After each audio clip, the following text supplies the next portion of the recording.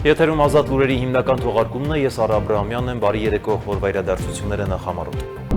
Այսօր կայացած քաղաքացիական պայմանագիր կուսակցության արտահերթ համաժողովի ընթացքում, որպես Հայաստանի Հանրապետության վարչապետի թեկնածու միաձայն հաստատվել է վարչության նախագահ Նիկոլ Փաշինյանը։ Համաժողովի պատվիրակները հաստատել են նաև կուսակցության 2026 թվականի խորհրդարանական ընտրությունների նախընտրական ցուցակը եւ կուսակցության ծրագիրը։ Հայ-ադրբեջանական հարաբերություններ վերջին շրջանում այդ երկրի հետ ձևավորված առևտրատնտեսական կապեր, ՀԱՏՄ-ի հետ հետագա գործակցություն, էկոնոմիկայի նախարար Գևորգ Պապույանի ճեպազրույցը։ Փաշինյան-Պուտին հանդիպումը եւ բանակցությունները եղել են բաց եւ անկեղծ, ինչը դրական նշանակություն ունի երկու կողմերի համար, ԱԺՆ Ալեն Սիմոնյանի ճեպազրույցը։ Հասարակական եւ քաղաքական մի շարք գործիչների մասնակցությամբ իդեմս Ստյոպա Սաֆարյանի եւ Գններ Սարգսյանի տեղի է ունեցել նաեւ հայկական վեկտոր նախաձեռնության առաջին համաժողովը։ Իրանի եւ Պարսից ծոցի երկնքում խոցվել են երկու ամերիկյան ռազմական ինքնաթիռներ, երկու օդաչու փրկվել է, իսկ երրորդը դեռևս անհետ կորած է եւ որոնվում է Թեհրանի ուժերի կողմից։ Իրանական աղբյուրները հայտնում են օդաչուի հայտնաբերման եւ ձերբակալման մասին։ Կանաքյար հեկի ջրամբարում երկու քաղաքացիներ ջրահեղձ են եղել։ ՆԳՆ հաղորդագրության համաձայն քաղաքացիներից մեկն ընկել է ջրամբարը, իսկ ընկերը նետվել է օգնելու նպատակով։ Շաբաթվա քրեական քրոնիկոն։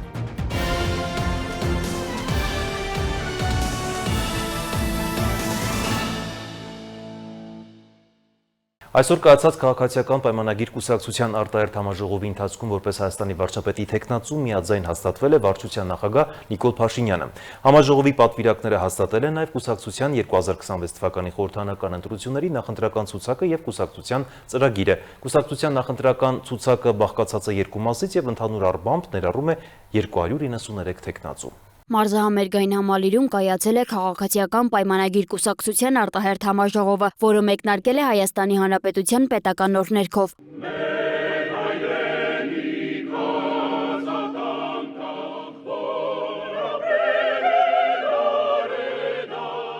Համաժողովի ընթացքում նախ ընտրվել են նախագահողն ու քարտուղարները, ապա քվեարկության են դրվել հունիսի 7-ի ընտրություններին մասնակցող կուսակցության նախընտրական ցուցակը, ծրագիրը եւ Նիկոլ Փաշինյանին վարչապետի թեկնածու հաստատելու հարցը։ Պատվիրակները հաստատել են քաղաքացիական պայմանագիր կուսակցության 2026 թվականի խորհրդարանական ընտրությունների նախընտրական ցուցակը, կուսակցության ծրագիրը, իսկ վարչության նախագահ Նիկոլ Փաշինյանը միաձայն հաստատվել է վարչապետի թեկնածու։ Քաղաքացիական պայմանագրի նախընտրական ծրագիրը բաղկացած է 21 հիմնական ուղղությունից, ներառելով խաղաղության ինստիտուցիոնալացման, արտաքին քաղաքականության, անվտանգության, նաև պարենային, էներգետիկ, ներքին ու կիբերանվտանգության եւ տնտեսական զարգացման հարցերը։ Կուսակցությունը ներկայացրել է նաև 100 նախատեսվող միջոցառում, որոնք կոստանում է իրականացնել խորհրդարանական մեծամասնություն ձևավորելու դեպքում։ Հայտարարվել է նաև, որ կուսակցության ընտրական ցուցակը կազմված է երկու մասից եւ ընդհանուր առմամբ ներառում է 293 թեկնածու։ Համաժողովի թեկնածուները հանդես են եկել ելույթներով։ Արտաքին գործերի նախարար Արարատ Միրզոյանն իր խոսքում նկատել է, որ անցած ծանր փորձությունների ընթացքում իշխանությունն ու հասարակությունը միմյանց մենակ չեն թողել, ընդգծելով, որ համատեղ պետք է շարունակեն պաշտպանել ժողովրդավարությունը, խաղաղությունն ու ինքնիշխանությունը։ Ուրեմն, երբ արդեն ակնհայտորեն ժողովրդավարական ոչ բռնի թավշյա հեղափոխության հաղթանակը շատ շոշափելի էր, ես ժողովրդին ասում էի, որ սա դեռ գործընթացի ավարտը չէ, սա դեռ պայքարի ավարտը չէ, որովհետև կան ուժեր, որոնք փորձելու են ժողովրդից խլել նրա ձեռքբերումները, փորձելու են ժողովրդից խլել այդ հաղթանակը։ Եվ ես վստահեցնում եմ, որ մենք, նրանք, ովքեր առաջնորդություն ստանձնեցին այդ շարժման համար, հեղափոխության համար, մենք ինչպես կանգնած ենք եղել այդ պայքարի առաջնագծում, այնպես էլ շարունակելու ենք կանգնած լինել։ Բայց ես ունեի մի խնդրանք, մի հորդոր, մի պահանջ Հայաստանի Հանրապետության քաղաքացիներից։ Ես խնդրում եի, որ հետագա պայքարում, հետագա գործընթացում մեզ մենակ չթողեն։ Ես խնդրում եի, ես պահանջում եի, որ հետագա գործընթացներում Հայաստանի Հանրապետության ժողովուրդը շարունակի լինել մեր կողքին կանգնած։ Հետո, սիրելի ընկերներ, եղավ այն, ինչ կանխատեսում էինք, եւ նաեւ եղավ այն, ինչ չէինք կանխատեսում։ Եղան ծանրագույն փորձություններ, ծանրագույն։ Եվ պետք է խոստովանել, բոլոր այդ փորձությունների ընթացքում Հայաստանի Հանրապետության քաղաքացիները, Հայաստանի Հանրապետության ժողովուրդը մեզ մենակ չթողեց։ Հայաստանի Հանրապետության ժողովուրդը տեր կանգնեց իր ժողովրդավարությանը, իր ինքնիշխանությանը եւ հետո արդեն նաեւ իր խաղաղությանը։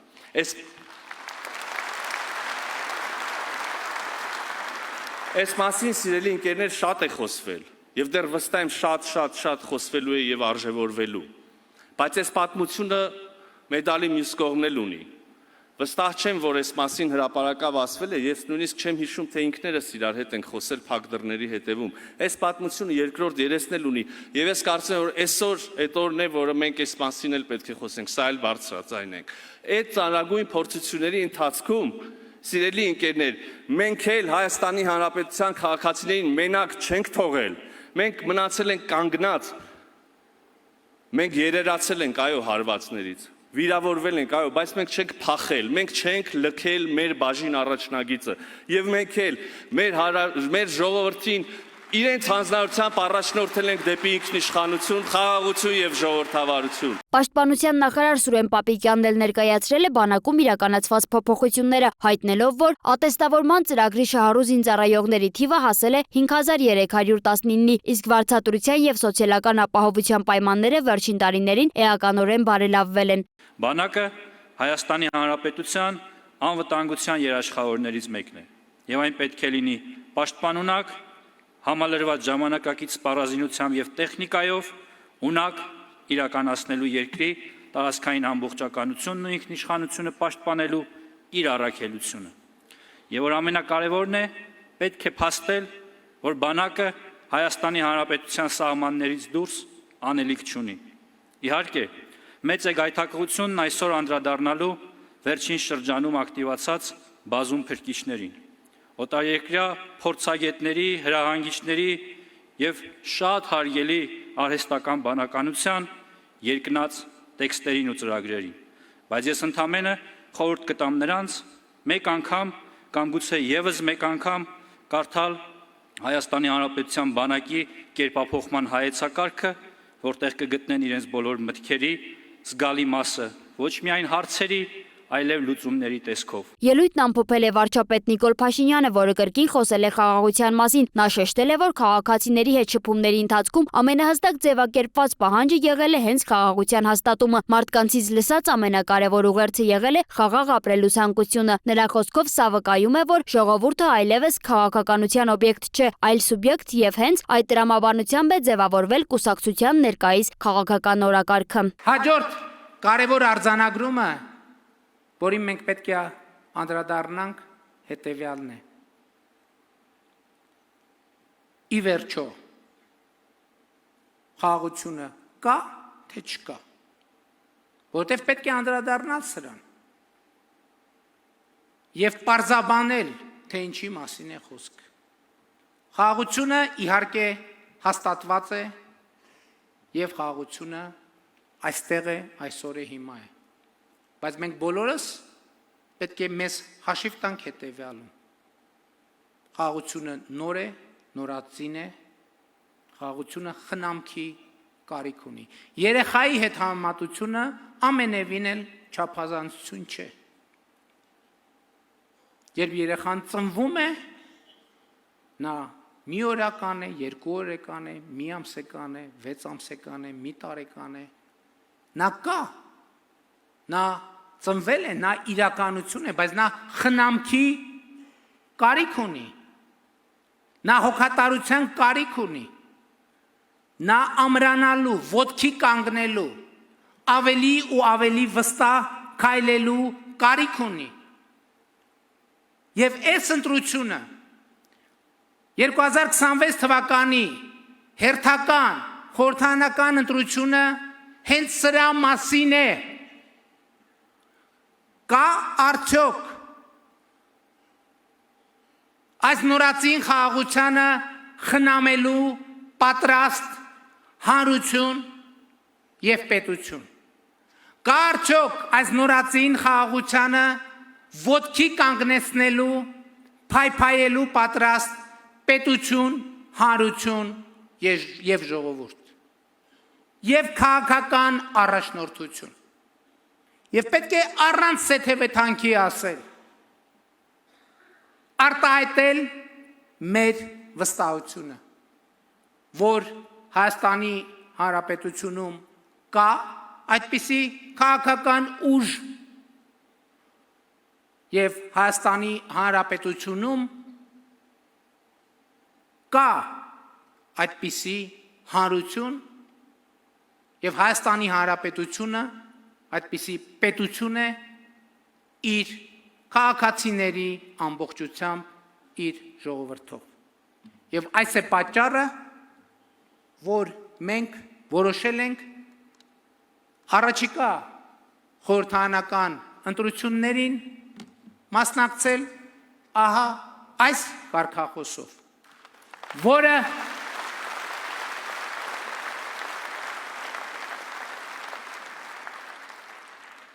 կոչ է Հայաստանի Հանրապետության յուրաքանչյուր քաղաքացու։ Սոնա Գիշյան, Free News, Ազատ լուրեր։ Քաղաքացիական պայմանագիր կուսակցության 8-րդ համաժողովից առաջ էկոնոմիկայի նախարար Գևորգ Պապոյանը ճեպազրույցում անդրադարձել է հայ-ադրբեջանական հարաբերություններին, վերջին շրջանում այդ երկրի հետ ձևավորված առևտրատնտեսական կապերին։ Նախարարն անդրադարձ է կատարել նաև ԵԱՏՄ-ի հետ հետագա գործակցությանը, այն կապելով Հայաստան-Ռուսաստան հարաբերությունների հետ։ Գազի գինը չի փոխվի, որովհետև Հայաստանը կարծում եմ գործընկերներին անհրաժեշտ է որ մնա եւ ՀԱՊԿ-ում եւ ԵԱՏՄ-ում, իսկ եթե պետք է Հայաստանը չստանա այդ օգուտները, ապա այդ պարագայում ինչու պետք է մնա այդ միության մեջ։ Սկսվի այլ միության մեջ գործընթաց ավելի արագացված կերպով։ Սա մեկ, իսկ ինչ է եղել Հայաստանի հետ մինչև ԵԱՏՄ-ն։ Ոչ մի բան։ Այսինքն ըստ էության այնպես չի, որ ԵԱՏՄ-ի մտնելուց հետո Հայաստանի տնտեսությունում ինչ-որ աստղաբաշխական աճեր են արձանագրվում, հիշեցնեմ ուզես, որ 13, 14, 15, 16 թվականներին տնտեսական աճ եղել է 1-2%, նույնիսկ 16-ին աճ չենք ունեցել։ Այսինքն այդ ԵԱՏՄ-ում դրական զարգացումները դրանք սկսել են դրանի այդ թվականից հետո եւ բացարձակապես իմ կարծիքով կապ չունեն ԵԱՏՄ-ի հետ, կապ ունեն մեր տնտեսության զարգացումների հետ։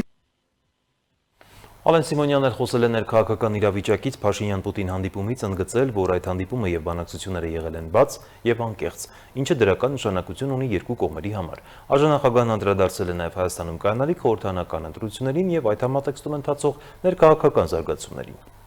Դրական կողմեր պարունակում, օրինակ ակնհայտ էր, որ Ռուսաստանի Դաշնության նախագահը խոսում էր քաղաքական ուժերի մասին, ռուսամետ քաղաքական ուժերի մասին եւ այլևս այդ ուժերը չեն կարող ասել, որ իրանք Ռուսաստանի Դաշնության հետ որևիցե կապ չունեն։ Այդ առումով ենթադրում եմ, որ ընկալում չկա, որ այդ արտահայտությունը Հայաստանի Հանրապետությունում շատ բացասական էմոցիա է առաջացնում, հա։ Մենք հոգնել ենք դրսից քաղաքական դաշտ բերվող եւ նշանակովի նախագահներից եւ երկրի ղեկավարներից եւ բացեբաց ասեց էս իմ տղեկն են, կլինի իրանք էլ մասնակցել, ինչին ի պատասխան մեր վարչապետը ասեց մեր համազգությունը թույլ է տալի մասնակցել այնքանով որքանով եւ մնացած առումով ազատ երկիր ենք եւ Հայաստանի Հանրապետության ժողովուրդը իր ընտրությունը կանի։ Ազգային ժողովի պատգամավոր Հասմիկ Հակոբյանը եւս անդրադարձել է ներքաղաքական անցուդարձին եւ հատկապես ընդդիմադիր դաշտի որոշ ներկայացուցիչների գործունեությանը, նշելով, որ նրանք երկար տարիներ ատելության խոսք են գեներացնում, ինչն էլ հանգեցնում է այնպիսի իրավիճակների, որոնցից մեկի ականատեսը եղանք նախորդ կիրակի Սուրբ Աննա եկեղեցում եւ 18-ամյա երիտասարդը փորձեց հարձակում գործել Փաշինյանի վրա։ Տեղի ունեցել միջադեպ չափահաս մարդու մասնակցությամբ, որին իրավական գնահատական է տրվել։ Այստեղ քաղաքական խոսակցություն չկա։ Մենք մեր քաղաքական թիմով այս հարցը չենք քննարկել անգամ, որովհետև քաղաքական գործիչները կապ չունեն միջադեպի հետ այնքանով, որ որոշում ընդունեն դրա հետ կապված այս առումով։ Բայց մյուս կողմից, օրինակ նույն քաղաքական գործիչները կարծում եմ այլ հանձնառություն պետք է ունենան։ Պետք է հասկանանք, որ այն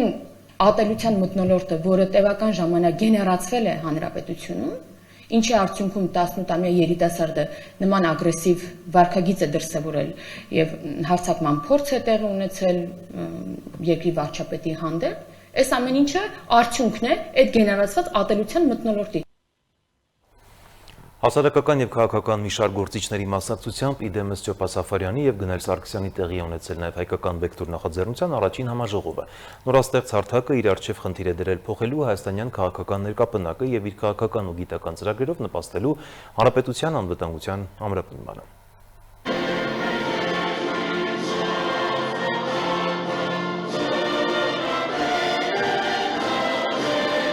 Տեղի ունեցավ հայկական վեկտոր նախաձեռնության առաջին համաժողովը, որտեղ հիմնադիր անդամներ Ստյոպա Սաֆարյանը, Գնել Սարգսյանը եւ այլ համաժողովի մասնակիցներին ներկայացրին նախաձեռնության ստեղծման պատճառներն ու հիմնական ծրագրային դրույթները, որոնցով առաջնորդվելու են նոր ձևավորված այս ուժը։ Համաժողովին ներկայ էին տարբեր հասարակական, քաղաքական կազմակերպությունների անդամներ եւ կուսակցությունների ներկայացուցիչներ։ Հայկական վեկտոր նախաձեռնության գաղափարի եւ ծրագրային դրույթների մասին խոսեց միջազգային եւ անվտանգության հարցերի հայկական ինստիտուտի հիմնադիր տնօրեն Ստյոպա Սաֆարյանը։ Մինչ ծրագրային դրույթներին անցում կատարելը բանախոսը նշեց, որ այն պարզապես հարթակ չէ, որի ձևավորման նպատակը առաջիկա խորհրդարանական ընտրություններն են կամ նախընտրական թոհուբոհին մասնակցություն է։ Այն երկարաժամկետ գործունեություն ծավալելու նպատակ ունի, որը հետագայում կվերածվի կուսակցության։ Միաժամանակ Սաֆարյանն ընդգծեց, որ ներկա իրավիճակում նորաստեղծ հարթակի հիմնական առաքելությունը լինելու է բալանսավորված քաղաքականությունը եւ այդ համատեքստում անցյալին վերադառնալու բացառումը։ Այս նոր իրողությունների պայմաններում մենք սահմանում ենք հայկական վեկտորը, մենք սահմանում ենք արդյոք Հայաստանի վեկտորը եւ Հայաստանի տեսլականը նոր քաղաքականության շրջանակներում, թե ուղղակի ընտրություն են կատարում այն ուժերի օգտին, որոնք լավագույն դեպքում մեզ կարող են խոստանալ անցյալը։ Նախաձեռնության հիմնադիր անդամը խոսելով ներքաղաքական տարածաշրջանային եւ միջազգային գործընթացների մասին առանձնացրեց Հայաստանում ժողովրդավարական դիմակայունության ամրապնդումը։ Վերջինս ներկայացրեց նաեւ հայկական վեկտոր նախաձեռնության կարևոր մյուս 3 առաջնահերթությունները։ Զինված ուժերի արակարդիականացում ՆԱՏՕ-ի չափանիշներով, այո, համարձակվում ենք այլևս ասել, որ մեր բանակի հին չափանիշները դրանք չեն կարող հայկական բանակի չափանիշներ լինել։ Երկրորդ կարևորագույն կետը, որ նախաձեռնությունը ուղղակի հրամայական է համարում, դա ռազմական արդյունաբերությունն է։ Երրորդը սպառազինությունների ձեռքբերման դիվերսիֆիկացիան, որը բարեբախտաբար ընթացքի մեջ է եւ դա անշուշտ պետք է շարունակական լինի եւ այստեղ որևէ առարկություն կամ տարաձայնություն ոչ միայն մեր, նաև կարծում եմ մեր հանրության լայն շրջանակների մոտ չկան։ Նախաձեռնության հիմնադիրներից Գնել Սարգսյանը, որն արդեն տարիներ շարունակ ակտիվ հասարակական եւ քաղաքական կյանք է վարում, շնորհակալություն հայտնելով համաժողովին ներկա մասնակիցներին, նշեց, որ հարթակի ստեղծումը անհրաժեշտություն էր, նկատի ունենալով այն հետաքրքրվածությունը, որը ցուցաբերվել է այս օրերի ընթացքում հայկական վեկտորի նկատմամբ։ Վերջինս շեշտեց, որ հարթակի գոյությունը կարող է զսպող եւ հավասարակշռող գործոն դառնալ հայաստանյան քաղաքական ներկապնակում, նկատի ունենալով բազմաթիվ նորայտ կուսակցություններին, որոնք փորձում են Հայաստանի քաղաքացիներին կտրել իրականությունից։ Ես կարծում եմ, որ մեզ մոտ կհաջողի նաև այդ կերպարը հասարակության մտքում ամրացնել, որովհետև մենք եղել ենք մաքսիմում անկեղծ։ Ամենայն անկեղծությամբ սխալվել ենք անգամ։ Մեր սխալները, մեր անգամ երբեմն կոպիտ խոսույթը եղել է ոչ մեր սրտով, բայց անկեղծ։ Չենք ցանկացել, բայց այդ բանին հասկացել ենք, որ եթե չենք ցանկանում ու չանենք, դա անկեղծ չի լինի, կխաբենք։ Իհարկե, այս ծրագրերի մեջ ահագին բաներ կան, որ կարող են տրանսֆորմացվել եւ ընդհանուր առմամբ մեզ ընդունելի են։ Համաժողովի պատվավոր հյուրերի թվում էր Հանրապետություն կուսակցության նախագահ Արամ Սարգսյանը, որը շնորհավորելով այս նախաձեռնության հիմնադիրներին ընդգծեց նրանց առաքելության կարևորությունը։ Պիտի վարի բալանսավորման քաղաքականություն։ Ինչի առումով ես շատ ուրախ եմ, որովհետեւ սնկի նման աճող բալանսավորման կուսակցության կողմնակիցները իրականում ձև են, բլեֆ։ Դրանք բոլորը ռուսական վեկտորում գտնվող կուսակցություններ են։ Բացառությամբ գործող իշխանության քաղաքացիական պայմանագիր կուսակցության։ Համաժողովի հիմնադիրների խոսքով մոտ ապագայում արդեն նախաձեռնության ծրագրային դրույթները կհրապարակվեն համացանցում եւ հասանելի կլինեն բոլորին։ Վաշինգտոնյան պայմանավորվածությունների իրականացման Հայաստան-ԱՄՆ աշխատանքային խումբը երրորդ հանդիպումն է անցկացրել, հայտնում են ԱԳՆ-ից։ Փոխարգործնախարար Վահան Կոստանյանը եւ ԱՄՆ պետքարտուղարի փոխտեղակալ Սոնաթա Քոլերթը, որը գլխավորում է ամերիկյան աշխատանքային խումբը, ընդգծել են գործակցության տարբեր ուղղություններում առաջընթացը, խոսել ռազմավարական գործընկերության ամրապնդման քայլերի մասին, որ այդպիսին նշվում են տնտեսական գործակցությունը, էներգետիկան, կրիտիկական եւ նորագույն տեխնոլոգիաները։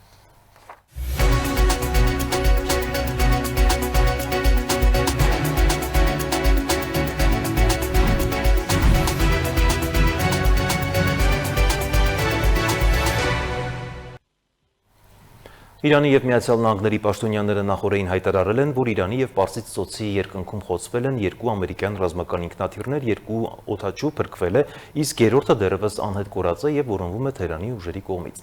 Իրանական աղբյուրներն էլ հայտնում են օդաչուի հայտնաբերման եւ ձերբակալման մասին, հաղորդվում է, որ խոցվել է ամերիկյան F-15E ինքնաթիռը եւ A-10 կործանիչը։ Դոնալդ Թրամփը հայտարարել է, որ ամերիկյան ռազմական ինքնաթիռի խոցումը չի ազդի Իրանի հետ մեկ ամիս շարունակվող հակամարտությունը դադարեցնելու շուրջ բանակցությունների վրա։ Զուգահեռաբար սրվում է նաեւ Հորմուզի նեղուցի շուրջ իրավիճակը, իսկ հրադադարի փորձերը առայժմ արդյունք չեն տալիս։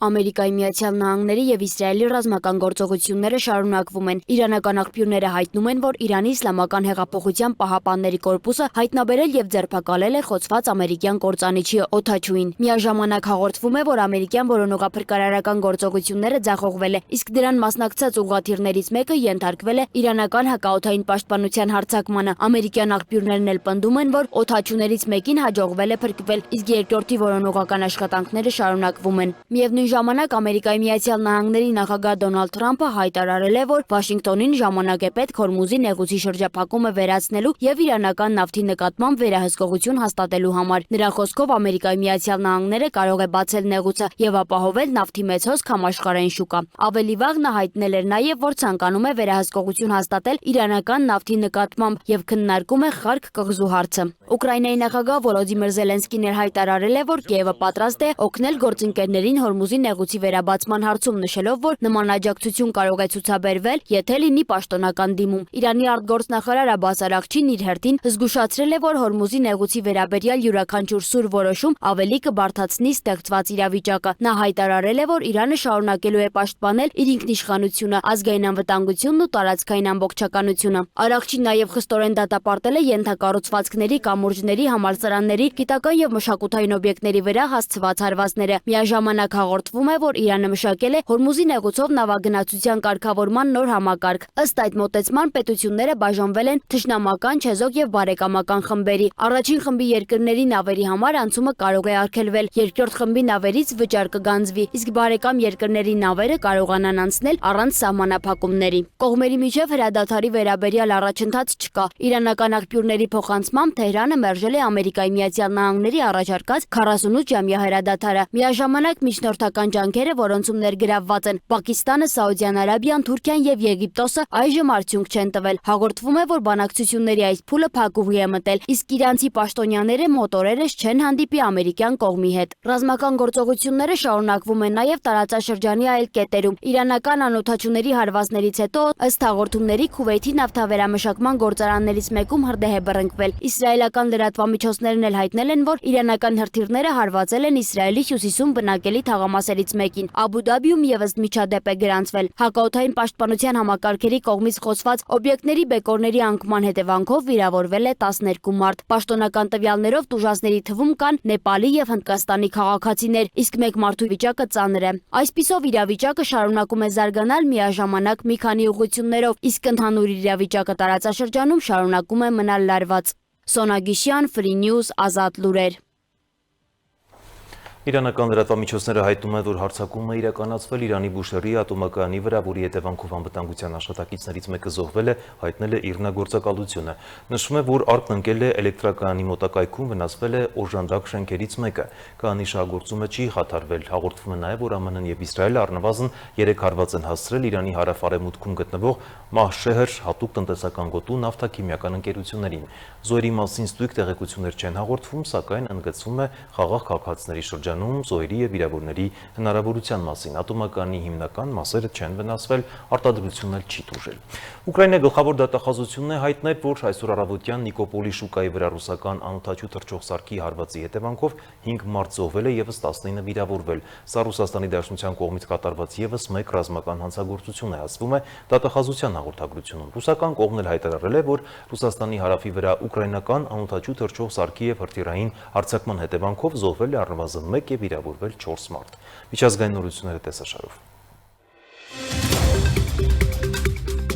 Ռուսաստանի նախագահ Վլադիմիր Պուտինը եւ նրա թուրք գործընկեր Ռեջեփ Թայիփ Էրդողանը հեռախոսազրույցի ընթացքում քննարկել են Մերձավոր Արևելքում եւ Ուկրաինայի շուրջ ստեղծված իրավիճակը, հաղորդում է Կրեմլի մամուլի ծառայությունը։ Նշվել է, որ Պարսից ծոցի գոտում ինտենսիվ ռազմական գործողությունները հանգեցնում են ոչ միայն տարածաշրջանային, այլև գլոբալ մասշտաբի լուրջ բացասական հետևանքների, այդ թվում էներգետիկայի, առևտրի եւ լոգիստիկայի ոլորտներում։ Կողմերն անդրադարձել են նաեւ Ուկրաինայի շուրջ ստեղծված իրավիճակին։ Պուտինը շնորհակալություն է հայտնել Էրդողանին համապատասխան բանակցային գործընթացի անցկացման աջակցելու անփոփոխ պատրաստակամության համար։ Հաշվի առնելով Սև ծովում Ռուսաստանին եւ Թուրքիային կապող գազատրանսպորտային ենթակառուցվածքներին ու առևտրային նավերին Կիևի հարվածներ հասցնելու փորձերը ընդգծվել է Սև ծովյան տարածքում անվտանգության համալիր ապահովման նպատակով համակարգված միջոցառումների կարևորությունը, ասված է հաղորդագրության մեջ։ Կրեմլի խոսնակ Դմիտրի Պեսկովը հայտարարել է, որ պատերազմի թեժ փուլը կանգնեցնելու համար Ուկրաինան պետք է դուրս բերի իր զորքերը Դոնբասից։ Նա նաև ընդգծել է, որ Մոսկվան դրա համար վերջնաժամկետ չի ներկայացրել Ուկրաինային։ Ավելի վաղ նախագահ Զելենսկին հայտարարել էր, որ Մոսկվան վերջնաժամկետ է ներկայացրել Ուկրաինային Դոնբասից հետ քաշվելու համար։ Նրա խոսքով ԱՄՆ նախագահ Դոնալդ Թրամփը եւ նրա թիմն էլ պատրաստ են ճնշում գործադրել Կիևի վրա գնալու տարածքային զիջումների։ Դոնալդ Թրամփի վարչակազմը դիմել է կոնգրեսին ռազմական բյուջեի կտրուկ աճի առաջարկով, որպեսզի ֆինանսավորի զենքի գնումները, բանակի արդիականացումը եւ Իրանի հետ պատերազմը։ Այդ մասին հաղորդում են ամերիկյան ԶԼՄ-ները հեղումանելով Սպիտակ տանը։ Վարչակազմի հարցումը Պենտագոնի 2027 թվականի բյուջեի համար կազմում է 1.5 տրիլիոն դոլար, ինչը մոտ 1.5 անգամ ավելի է ներկայիս տարվա համեմատ շուրջ 500 միլիարդով, հայտնում է Bloomberg-ը։ Նախագահ Թրամփը խոստացել էր վերականգնել ներդրումները Ամերիկայի ազգային անվտանգության ենթակառուցվածքներում եւ կրկին անվտանգ դարձնել մեր երկիրը վտանգավոր աշխարհում։ 2027 թվականի բյուջեն իրականացնում է այդ խոստումը եւ երաշխավորում է, որ ԱՄՆ-ն կպահպանի աշխարհի ամենահզոր բանակը, հայտարարել է Սպիտակ տան բյուջետային վարչության տնօրեն Ռասել Վոլտը, մեկնաբանելով կոնգրես ներկայացված փաստաթուղթը։ Իրանի սպառնալիքներից հետո Թբիլիսին կոշտ հայտարարություն է արել։ Վրաստանի իշխանությունները կոշտ են արձագանքել Իրանի դեսպան Սեյեդ Ալի Մոջանիի հայտարարությանը, ով սպառնացել էր այն երկրներին, որոնք ԱՄՆ-ին տրամադրում են ռազմաբազաներ կամ օդային տարածք, նշելով վաղ թե ուշ նրանք կվճարեն դրա համար։ Հայտարարությունը հնչել է այն բանից հետո, երբ Վրաստանի վարչապետը հեռախոսազրույց է ունեցել ԱՄՆ պետքարտուղարի հետ։ Խորհրդանի խոսնակ Շալվա Պապուաշվիլին ընդգծել է, Վրաստանը այն հարթակը չէ, որտեղ այլ երկրներ կարող են միմյանց միջև հարաբերություններ պարզել։ ԱՄՆ նախագահ Դոնալդ Թրամփի եւ Ֆրանսիայի նախագահ Էմանուել Մակրոնի միջև հարաբերությունները լարվել են։ Երկու երկրների առաջնորդները քննադատական խոսքեր են հնչեցնում միմյանց հասցեին։ Մակրոնը հայտարարել է, թե չի ցանկանում լինել ԱՄՆ-ի վասալը։ Նա առաջարկել է կոալիցիա ստեղծել եվրոպական երկրների, ինչպես նաեւ Բրազիլիայի, Ճապոնիայի, Հարավային Կորեայի եւ Ավստրալիայի հետ։ Արտակարգ եւ ողբերգական դեպք է տեղի ունեցել Բրազիլիայում։ Փոքր ինքնաթիռը բախվել է բնակելի շենքի, ինչի հետևանքով պայթյուն եւ հրդեհ է բռնկվել։ Օդաչուն եւ ինքնաթիռում գտնվող 3 ուղևորները զոհվել են։ Երիտասարդ գերմանացիները այլևս չեն կարողանա լքել Գերմանիան առանց հատուկ թույլտվության, հաղորդում է Berliner Zeitung-ը։ 17-ից 45 տարեկան բոլոր տղամարդիկ պետք է թույլտվություն ստանան, եթե պլանավորում են լքել Գերմանիան 3 ամսից ավելի ժամկետով։ Պակիստանը նախատեսում է մինչև ապրիլի վերջը մարել Արաբական Միացյալ Էմիրություններին 2-ից 3.5 միլիարդ դոլարի պարտքը։ Ըստ տեղեկությունների, Արաբական Միացյալ Էմիրությունները պնդել է մարման համար տարածաշրջանային լարվածության ֆոնին։ Այսօր ողբերգական դեպք է տեղի ունեցել Երևանում ժամը 6:30-ի սահմաններում ներքին գործերի նախարարության Արաբկիրի բաժնում օպերատիվ տեղեկություններ են ստացվել, որ Ղափանցյան փողոցին հարակից ժողովրդին հայտնի Քանաքեր հեկի ջրամբարում 2 քաղաքացիներ են ջրահեղձ եղել։ ՆԳՆ հաղորդագրության համաձայն քաղաքացիներից մեկն ընկել է ջրամբարը, իսկ ընկերը նետվել է օգնելու նպատակով։ Դեպքի վայր են մեկնել փրկարարական խմբեր, ոստիկաններ։ Ջրասուզակը ջրամբարում հայտնաբերել եւ դուրս է բերել ջրահեղձ եղած 2 քաղաքացիների մարմինները։ Շաբաթվա քրեական քրոնիկոն։ Վարչապետ Նիկոլ Փաշինյանին առնչվող միջադեպի մասնակիցներ Դավիթ եւ Միքայել Մինասյանների գործով քննիչ Հակոբ Կոքյանն ազատվել է աշխատանքից սեփական դիմումի համաձայն։ Ազատման պատճառը եղել է թույլ տված վարքագծային խախտումները։ Ըստ հաղորդագրության, քննիչը խոզարկության վայր է թույլ տվել նաեւ լրատվամիջոցների ներկայացուցիչներին, հրապարակել է նախաքննության տվյալներ եւ խախտել համազգեստ կրելու կանոնները։ Նա հրավիրվել է բացատրություն տալու, ինչից հետո դիմում է ներկայացրել զբաղեցրած պաշտոնից ազատվելու մասին։ Դատարանը դատավոր Մնացական Մարտիրոսյանի նախագահությամբ բավարարել է Սուրբ Աննա եկեղեցում վարչապետ Նիկոլ Փաշինյանի մասնակցությամբ գրանցված միջադեպի մասնակից 18-ամյա Դավիթ Մինասյանի կալանքի միջնորդությունը։ Ըստ որոշման նա կալանավորվել է 2 ամսով։ Միջադեպը տեղի էր ունեցել մարտի 29-ին, երբ վարչապետի եկեղեցուց դուրս գալուց հետո մի քանի քաղաքացիների մասնակցությամբ լարված իրավիճակ էր ստեղծվել եւ ներկաներից մեկը փորձել էր թիկունքից հարվածել նրան։ Դավիթ Մինասյանն ու նրա երկորյակ եղբայրը Միքայել Մինասյանը ձերբակալվել էին դեպքից հետո, իսկ Միքայել Մինասյանի եւ Գևորգ Գևորգյանի նկատմամբ որպես խափանման միջոց կիրառվել է բացակայելու արգելքն ու գրավը։ Հակակոռուպցիոն կոմիտեն հայտնում է, որ Արմավիրի մարզի Վաղարշապատ համայնքում տեղի ունեցած ավականու ընտրությունների ընթացքում մի խումբ անձինք կազմակերպել են ընտրակաշառքի բաժանում հայրենիք կուսակցության թեկնածուի օգտին քվեարկելու պայմանով։ Ավելի քան 50 անձի խոստացվել է 50,000 դրամ, իսկ գործընթացը վերահսկվել է նախապես կազմված ցուցակներով ու ընտրության օրը քաղաքացիների հետ մշտական կապի միջոցով։ Խուզարկությունների ընթացքում հայտնաբերվել են ձեռագիր նշումներ եւ ընտրողների ցուցակներ։ Քրեական վարույթով ձերբակալվել է 62 անձ, որոնցից մի քանիսն ընդունել են մեղքը, իսկ առանձին վարույթներն արդեն ուղարկվել են դատարան։ Գլխավոր դատախազության միջնորդագրերով Սևանա լճի ափամերձ 1905 մետր բացարձակ նիշից ցածր տարածքում շարունակվում են ապօրինի շինությունների ապամոնտաժման աշխատանքները։ 2025 թվականի դեկտեմբերից մինչև օրս 34 հողամասում քանդվել է տարբեր անձանց կողմից ապօրինի կառուցված 86 հիմնական եւ ոչ հիմնական շենք-շինություններ, իսկ Սևան ազգային պարկ ՊՕԱԿ-ի կողմից դադարեցվել է 2 պայմանագիր։ Մինչև 2026 թվականի մարտին ապամոնտաժվել է եւս 16 շինություն 11 հողամասում, այդ թվում Սեյրան Օհանյանին եւ Սամվել Նիկոյանի որդուն փաստացի պատկանող առանձնատների հատվածները։ Դատախազությունը հիշեցնում է, այդ տարածքները ջրածածկման ենթակա են, գտնվում են ափամերձ պահպանության գոտում եւ դրանց փոխանցումը այլ նպատակներով իրավական հիմք չունի։ Տավուշի մարզային քննչական վարչությունում քննվող քրեական վարույթի շրջանակում տվյալներ են ստացվել, որ մեր ձևով ազգային արժեքների պահպանություն հասարակական կազմակերպությունը Դիլիջան համայնքի գրասենյակի ղեկավար Հովք բնակավայրի նախկին վարչական ղեկավարին նյութապես շահագրգռել է ՍԿ-ի դատական նիստերին եւ այլ ակցիաներին մասնակցելու համար։ Քննչական կոմիտեի տվյալներով վերջինս ձևակերպվել է որպես ծրագրերի իրականացման մասնագետ, սակայն փաստացի որևէ աշխատանք չի կատարել եւ միայն մասնակցել է շարժման միջոցառումներին, ինչի դիմաց նրա հաշվին փոխանցվել է ընդհանուր 504,000 դրամ։ ԼՎ-ի նկատմամբ հարուցվել է հանրային քրեական հետապնդում, իսկ ապրիլի 2-ին նա ձերբակալվել է։ Խուզարկությունների ընթացքում հայտնաբերվել են նաև 2018 թվականի ընտրություններին վերաբերող նոթատետրեր եւ վարույթի համար նշանակություն ունեցող այլ առարկաներ։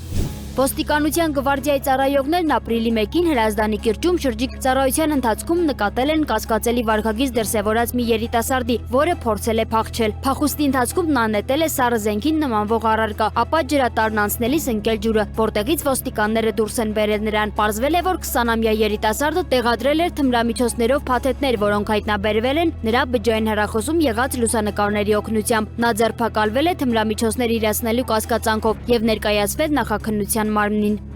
Գլխավոր դատախազության հրապարակած 2025 թվականի գործունեության հաղորդման համաձայն Հայաստանում անցած տարի արձանագրվել է 40,722 հանցագործություն, ինչը 2024 թվականի համեմատ նվազել է 1335-ով կամ 3,2%-ով։ Միաժամանակ աճել է հանցագործությունների բացահայտման ցուցանիշը 22,8%-ից հասնելով 29,7%-ի։ Նվազել են սեփականության դեմ ուղղված ճանապարհային երթևեկության կանոնների խախտմամբ կատարված հանցագործություններն ու խուլիգանության դեպքերը, սակայն աճել են թմրամիջոցների ապօրինի շրջանառության հետ կապված հանցագործությունները, կազմելով 4170։ Իրավապահ մարմինների միջոցառումների արդյունքում ապօրինի շրջանառությունից առգրավվել է ավելի քան 768 կիլոգրամ տարբեր տեսակի թմրամիջոց։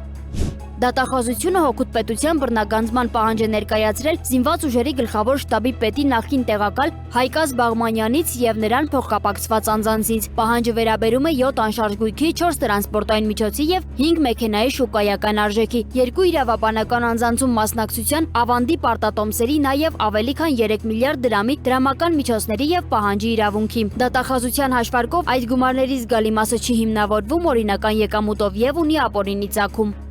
Ապրիլի 1-ին Կոտայքի մարզի Չարենցավանի դատարանում դատական նիստի ընթացքում ծեծկռթուք է տեղի ունեցել Ամբաստանյալի եւ տուժող կողմի հարազատների միջև։ Ներքին գործերի նախարարության տվյալներով ոստիկանության ծառայողները միջամտել են եւ կանխել միջադեպի հետագա զարգացումը։ Խուլիգանության կասկածանքով 31 անձ ձերբակալվել եւ տեղափոխվել է համայնքային ոստիկանության Չարենցավանի բաժին։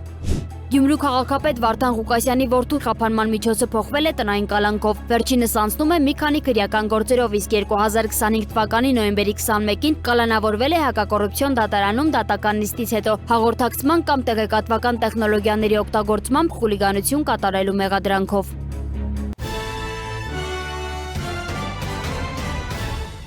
Թողարկման վերջում շաբաթվա մշակութային կարևոր իրադարձությունները քննարկել եմ Եղիշե Չարենցի անվան գրականության և արվեստի թանգարանի տնօրեն Սուզաննա Խոջամիրյանի հետ։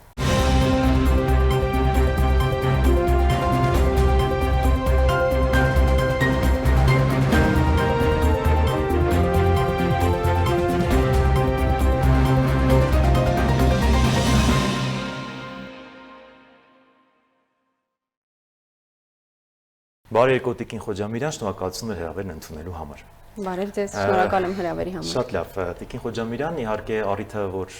խոսելու ենք հարցազրույցի տեսքով, Մեծամորի մասին է, թանգարանի արգելոցի ցուցադրության, բացառիկ ցուցադրության, որը տեղի ունենում Չարենցի անվան գրականության արվեստի թանգարանում, բայց մինչ անդրադառնանք բուն ցուցադրությանը, կցանկանայի, որ խոսեինք հենց թանգարանի մասին, քանի որ արդեն 1 դար կլինի թանգարանը գոյություն ունի, Հայաստանի ամենահին թանգարաններից է, ամենահին մշակութային կառույցներից եւ նաեւ ինչու ոչ կրթօջախներից է։ Մինչ անդրադառնանք ցուցադրությանը, կցանկանայի հանգամանալից ներկայացնեիք թանգարանի մասին տեղեկատվություն, քանզի մեր հեռուստատողներից շատերը կամ գիտեն, կամ սակավ գիտեն, կամ քիչ գիտեն։ Դուք որպես թանգարանի, կառավարման ղեկստանձնած անձնավորություն կցանկանայի ավելի մանրամասն խոսեք թանգարանի մասին։ Ինչ գործառույթ է իրականացնում, ինչ ցուցադրություններ են իրականացնում, նոր արդեն կանցնենք մասնավորաբար Մեծամորի ցուցադրությանը, խնդրեմ։ Սիրով, ես միշտ մեծ սիրով եմ խոսում թանգարանի մասին։ Գրականության եւ արվեստի թանգարանը կարելի է այսպես ձևակերպել, որ մեր նորագույն մատենադարանն է։ Այստեղ պահվում են մեր երկրի նոր եւ նորագույն ժամանակաշրջանի մշակութային վավերագրությունները։ Թանգարանն ընդգրկում է 4 ոլորտ՝ գրականության եւ արվեստի, գրականություն, կինո, թատրոն եւ երաժշտություն։ Եվ ահա այս ոլորտների ամբողջ վավերագրությունը պահպանվում է թանգարանում։ Այն գործում է քաղաքի սրտում, հանրապետության հրապարակում, Արամի 1 հասցեում, որտեղ ներկայացված է 17-րդ դարից սկսած արվեստի այս ոլորտներն ու գրականությունը, ինչպես նաև ունի մասնաճյուղեր, մեր մասնաճյուղերն են Գորիսի Աքսել Բակունցի տուն-թանգարանը, Դսեղի Հովհաննես Թումանյանի տուն-թանգարանը, Աշտարակում Պերճ Պրոշյանի տուն-թանգարանը, Սիլվա Կապուտիկյանի, Դերենիկ Դեմիրճյանի թանգարանները եւ շարունակում ենք համալրվել։ Թանգարանի առօրյա գործունեության մասն է կազմում իհարկե կրթական գործառույթը, բնականաբար բազմաթիվ կրթական ծրագրերով, միջազգային ծրագրեր, ժամանակավոր ցուցադրություններ, պահպանության միավորներով, մշակութային վավերագրությունների հայկական աշխարհում ամենամեծ հավաքածուն է պահպանում գրականության եւ արվեստի թանգարանը 2 միլիոնից ավելի թանգարանային առարկաներով, որոնց ընդամենը 0.2% է հիմնական ցուցադրությունում ընդգրկված։ Իսկ ինչու՞։ Ծավալատարածական պայմաններով, այսպես հանգամանքներով պայմանավորված, սակայն հիմա ունենք նոր ժամանակավոր ցուցադրությունների սրահներ, բավականին ծավալուն, որը եկել է թերևս այս հարցը լուծելու եւ ժամանակ առ ժամանակ թեմատիկ ցուցադրությունների, ժամանակավոր ցուցադրությունների միջոցով հնարավորություն ունենք արդեն ֆոնդային առարկաներ, այն թանգարանային արժեքները, որոնք մինչ այժմ ցուցադրված չեն եղել, ներկայացնելու հանրությանը։ Օրինակ վերջերս ունեցանք կազմակերպեցինք Մարտիրոս Սարյանի աշխատանքների ցուցադրություն եւ այցելուները հաճելիորեն զարմացած էին, որ փաստորեն իր մեծությամբ 3-րդ հավաքածուն պահպանվում է գրականության եւ արվեստի թանգարանում եւ շատերի մոտ հարցեր առաջանում, որ գեղարվեստական արժեքները փաստորեն պահվում են այստեղ, այո, թանգարանն ունի նաեւ գեղարվեստական մեծ հավաքածու, որը շատ կարեւոր գործառույթ է ու շատ կարեւոր հենքն է, հենց հայապահպանության մասով, այդ մասով կցանկանայի մի փոքր խոսենք, այ գրականության մասով որն է ամենակարևոր մեսիջը։ Բնականաբար թանգարանի գործունեության գլխավոր մեսիջը, գլխավոր ասելիքը հենց հայրենաճանաչությունն է, քանի որ այստեղ սա մեր ազգային ոգեղենն է, այստեղ է պահվում մեր մշակութային ամբողջ պատմությունը։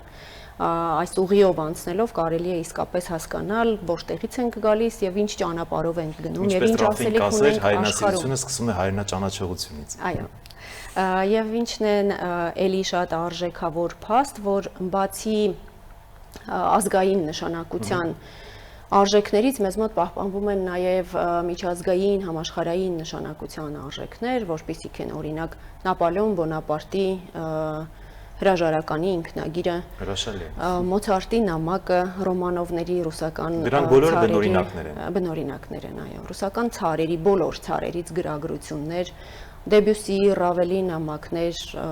եւ այլն։ Բավականին արժեք ներկայացնող գործեր։ Շատ լավ, շատ հանգամանալից ներկայացրեցիք, որի համար շատ շնորհակալ եմ, եւ անցնենք արդեն կարևոր ցուցադրությանը, որը մարտ ամսից է մեկնարկել, Մեծամորի,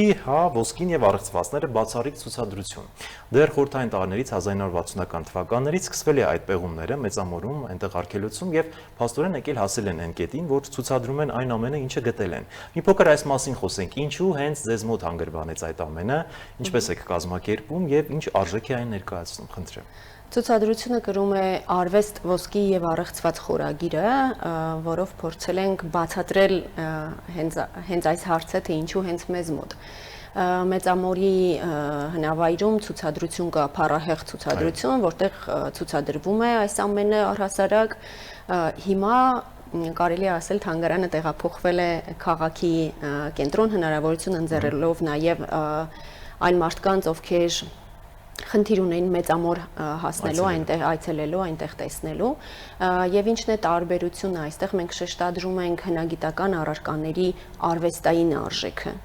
Այստեղ ցուցադրությունը կազմակերպված է բարձր լուսավորության տակ, թույլատրելի իհարկե լուսավորության տակ, ավելի տեսանելի եւ ավելի հանգամանորեն ցուցադրելու այն գեղագիտական ճաշակը, այն արվեստի արժեքը, որ իրենցից ներկայացնում են այս հնագիտական առարկաները։ Սրանով մենք անցնում ենք մեր պատմության ճանապարհով, սրանով մենք շրջում ենք մեր պատմության էջերը, թերթում ենք եւ իհարկե ծանոթանում ենք։ Մեր ինքնության մասին է նաեւ խոսում։ Այո, եւ շատ հաճելի փաստ է, որ մեր նախնիները դեռևս հազարամյակներ առաջ իսկապես ունեցել են գեղագիտական բարձր ճաշակ եւ արվեստային մոտեցում անգամ կենցաղային իրեր ստեղծելու ժամանակ։ Ժամանակներ, երբ չկար բառը, երբ չկար հաղորդակցությունը, բայց կար արվեստի լեզուն, սա իսկապես չափազանց կարևոր է, եւ ինչու առեղծված, որովհետեւ այս առարկաների ճնշող մեծամասնություն իսկապես առեղծվածային կերպով է հայտնվել հայկական լեռնաշխարհում, իրենց նշանակությամբ, իրենց առհասարակ արժեքով։ Էներգետիկայով ինչու՞ չէ նաեւ։ Այո, օրինակ կան անագից պատրաստված բազմաթիվ զարդեր, իսկ անագն այն ժամանակ ոսկու արժեք ուներ եւ առեղծվածային այսպես տարբերակով ու ճանապարհով է հայտնվել հայկական լեռնաշխարհի շրջանակում կամ գորտը, որի վրա եգիպտական սեպագրեր են եւ այս սեպագրերով այդտեղ գրված արձանագրված անունները մտան եգիպտական պատմության մեջ դինաստիայի անունները այսպես այս ճանապարհով հայտնաբերվեցին եւ էլի շատ բոլոր հին քաղաքակրթությունները կարծես համատեղվում են հենց այս ցուցադրության մեջ։ Հենց այս ցուցադրության մեջ։ Շատ լավ, իսկ ինչպես է ստացվում, որ կարողանում եք հանրահրճակել, այս հայկականությունը, այս ամենը, ինչպես է ստացվում կամ ինչն է թերի, որ կարող է ցանկանայիք թեկուզ ինչու ոչ, նաև պատկան մարմիններին, այ ուշադրությունը դարձնել, թանգարանի խնդիրների մասին եմ ուզում խոսել, հասկանում եք, որ մենք ավելի լավ կարող ենք ներկայացնել, ինչու՞ չէ նաև աշխարհում, տարբեր երկրներում, նույն Լուվրն է կազմակերպում տարատեսակ բաներ։ Այս գործակցության համար ինչ է պակասում թանգարանին եւ բացառիկ հնարավորություն եք ասելու եւ պատկան մարմինները կարծում եմ ուշադիր կլինեն այս մասով։ Պիտի նշեմ, որ բարեբախտաբար մենք վայելում ենք Կրթության, գիտության, մշակույթի եւ սպորտի նախարարության լիարժեք աջակցությունը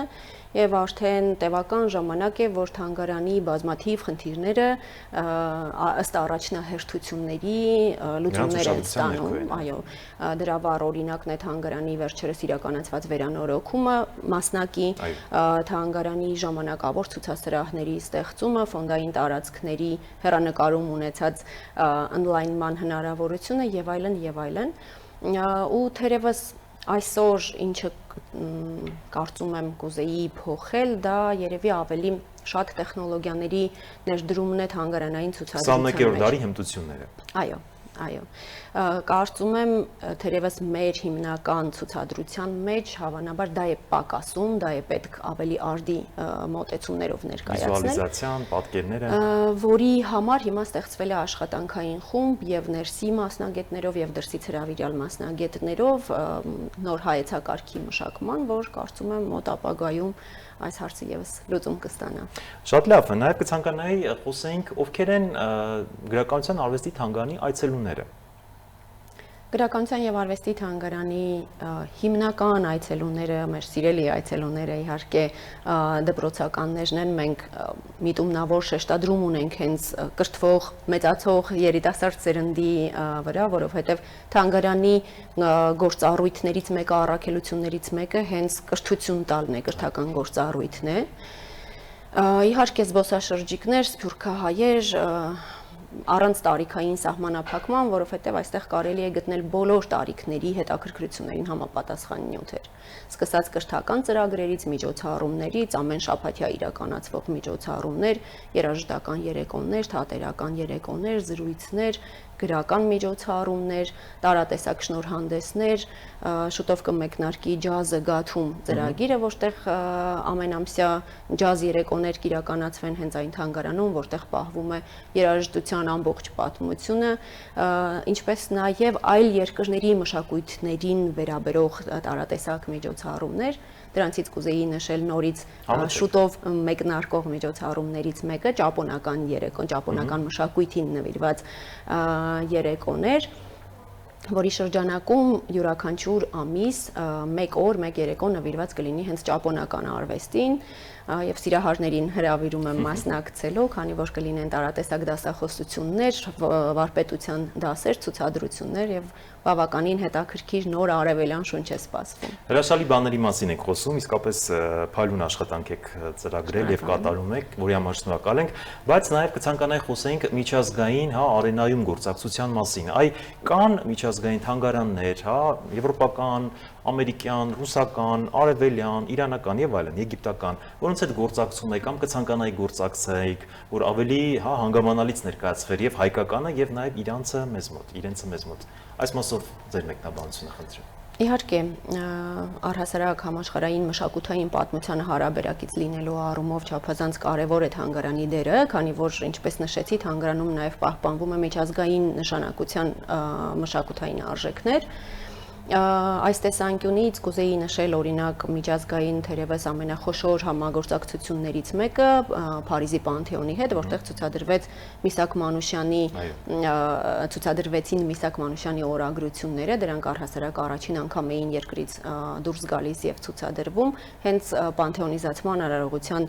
շրջանակում կազմակերպված ցուցադրության մեջ, որը գործեց 6 ամիս եւ աննախադեպ մեծ թվով այցելուներ բերեց, սա եւս մի տարբերակ էր արտերկրում թանգարանի հանրահռչակման եւ այս օրագրությունները չափազանց մեծ արժեք են ներկայացնում թե պատմական տեսանկյունից, թե Մանուշյան ազգային հերոսին, թե հայ բանաստեղծին բացահայտելու տեսանկյունից։ Վերջերս կազմակերպեցինք նաեւ միջազգային ցուցադրություն Ամերիկայի Միացյալ Նահանգներում գործող Վիլյամ Սարոյան հիմնադրամի հետ, որտեղից 104 նկարչական աշխատանքներ բերվեցին բնօրինակ եւ այստեղ ցուցադրվեցին եւ քչերին էր հայտնի այն փաստը, որ Վիլյամ Սարոյանը գրող լինելուց նաեւ հանճարեղ նկարիչ է եւ նրա նկարչական աշխատանքներին ծանոթացնելու հնարավորություն ընձեռվեց։ Հիմա գործակցում ենք Չեխիայի գրականության թանգարանի հետ, բազմաթիվ հուշագրեր պատրաստման ընթացքում են տարբեր միջազգային թանգարանների հետ, որոնք ենթադրում են ոչ միայն համատեղ ցուցադրություններ, այլ նաև համատեղ ծրագրեր, միջոցառումներ։ Վերջերս ընդամենը 1 ամիս առաջ Մարսել քաղաքում լույս տեսավ Միսակ Մանուշյանի անտիպ գործերից մի քանիսի գրքի հրատարակությունը, դա կլինի շարունակական, մենք համագործակցում ենք նաև տարբեր համալսարանների հետ, քանի որ գրականության եւ արվեստի թանգարանը իր կարգավիճակով թանգարան է, բայց գործունեությամբ նաև ինստիտուտ է, արխիվ է, գիտահետազոտական կենտրոն է։ Այստեղ են պահվում բոլոր բնագրերը նշալ ոլորտների, նշալ լուրջ կրթական կառույց է։ Այո, ստացվում է այդպես եւ բացի դրանից նաև լուրջ առաքելություն եք իրականացնում մեր մեծերին եւ ոչ միայն մեր, այլ հանրահրճակ, հա, մարդկանց մյուս կողմն եք բացահայտում, այսինքն բացի գրող լինելուց մեկը նկարիչ է, մյուսը լավ երգում է, մյուսը լավ ստեղծագործում է, բավականին լուրջ գործունեություն է։ Եվ երբ ասում ենք, որ տվյալ մեծի արխիվը պահվում է գրականության եւ արվեստի թանգարանում, հաճախ արխիվ բառը հուշում է մարդկանց միայն գրավոր ժառանգություն, բայց արխիվային հավաքածու ասելով մենք նկատի ունենք նրա անձնական իրերը, զենքերը, զարդերը, կենցաղում, կահկարասին, կենցաղում կիրառված իրերը, եւ սրանցով հնարավոր է ավելի լայն պատկերացում կազմել մարդու ճաշակի, ապրուստի, կենսակերպի առհասարակ մարդկային որակի մասին։ Եվ թանգարանի դռները բաց են բոլոր գիտական հետազոտողների համար, մենք ունենում ենք օրական 50 եւ ավելի հետազոտողներ, ովքեր գիտական ուսումնասիրություններ են անցկացնում, հնարավորություն ունեն աշխատելու հենց բնօրինակների հետ, բնօրինակների թվային պատկերների հետ եւ այս հանգամանքով պայմանավորված շատ տարբեր գիտական կառույցների հետ շատ մեծ կապեր ունենք, թե հանրապետական, թե միջազգային, այնպես որ ու նաև պիտի նշեմ, որ այս միլիոնավոր թանգարանային առարկաների, մասնավորապես գրավոր ժառանգության ոլորտում մեծ տոկոսը դեռևս անտիպ է, այնպես որ հետազոտողները իսկապես ծով անելիք ունեն եւ թանգարանը լավագույնը դեռ արժևում է։ Բաց է բոլորի համար։ Շնորհակալ եմ հանգամանալից ներկայացնելու համար, հաջողություն եք մաղթում ձեզ եւ ձեր գործունեությանը։ Շնորհակալություն։